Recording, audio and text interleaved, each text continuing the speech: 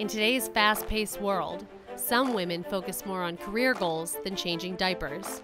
Feminism encouraged us to pursue our careers in education. It's not that it told us not to have children, it told us all the things that we could do besides having children. Meet a woman whose pregnancy struggles changed the course of her life. There's so much heartbreak that can be prevented by just putting the information out there. Who is this modern hero? My name is Tanya Selvaratnam, and this is my story.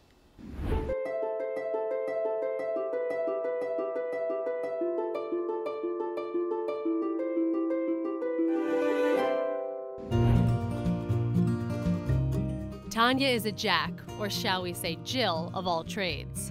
I produce films and shows and events, and I write books, and I act in theater, and then I work with a number of activist organizations. Is there one thing that you enjoy that's like really the heartbeat of everything that you do?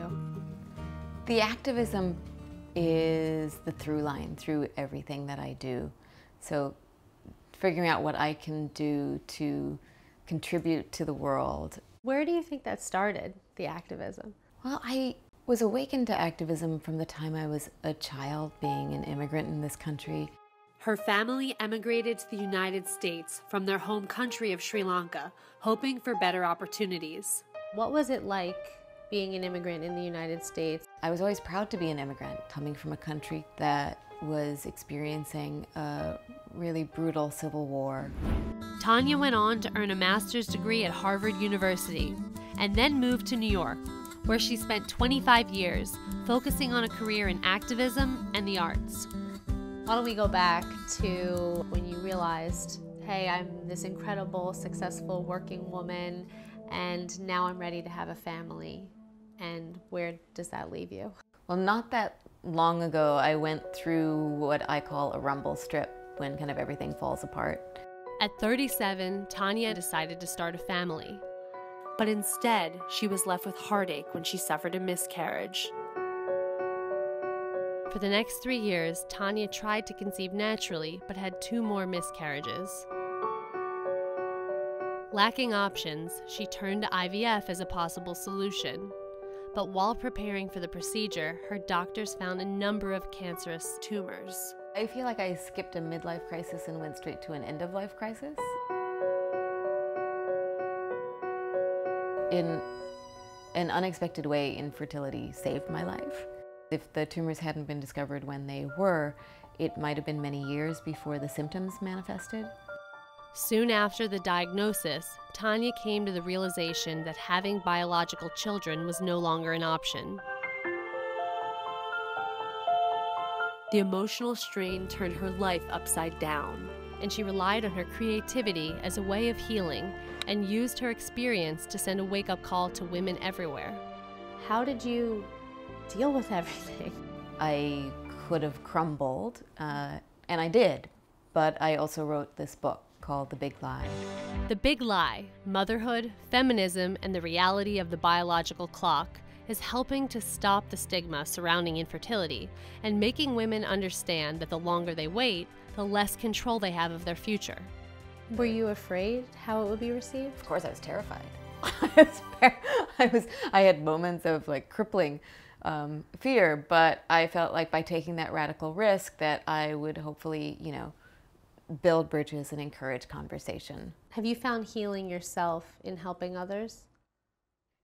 Absolutely. I wanted to be as honest as possible with my story and how it transpired, the hope that it would help others and provide them with information that I wished I had had at my fingertips when I was going through my rumble strip. And also to encourage people to share their stories and to know the facts. And the facts are startling. A woman in her early 30s has a roughly 15% chance of conceiving naturally each month. After 35, it drops to 10%. At 40, it's cut in half. And over 45, it slips to just 1%. And pop culture hasn't helped the situation. We see these celebrities having babies in their 50s and their 40s, and they make it look so easy. The big lie is that we can do things on our own timetables. What types of repercussions does that have for the average woman? When people in the general public see celebrities having babies in their 40s and sometimes 50s, but they're not talking about how they had the baby, it can create this false impression that it's possible to do it naturally. And I wish that people were more open about it, because then people wouldn't feel duped when they try to have a child in their 40s and realize that it's not that easy. Alternative fertility methods are also an option, including drug therapies, use of donor eggs or surrogates, and IVF, but the cost can be challenging. I was in a fortunate situation because I had great health insurance, but where you live and how much money you make can determine whether you are able to pursue fertility treatments to have a child. And it's very, very sad, some of the stories about people maxing out their credit cards to pay for them and then still not ending up with a child. And I feel like there's also such a stigma around those stories that people aren't aware of. And I wish that there were more coverage of that, because I feel like those stories are as important as the success stories. A lot of things that you've talked about in your writing is the shame that women feel when they can't have kids, as if they did something wrong. Is that something that you ever dealt with? Oh, absolutely. Well, there's such enormous pressure on us to have biological children, when really we should embrace the multiple ways in which people form families.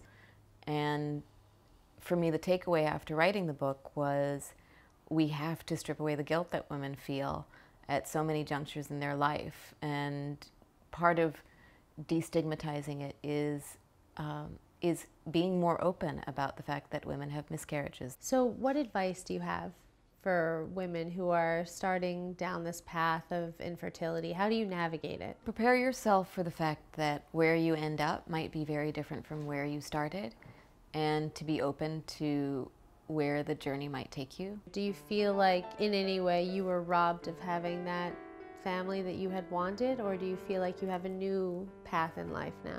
I'm still open to whatever life has in store for me. I feel like I'm still discovering things and learning every day and figuring out how I can contribute to making the world a better place in the short time that I have. To find out more about Tanya, visit TanyaTurnsUp.com. Follow Modern Hero TV on Facebook, Instagram, and YouTube.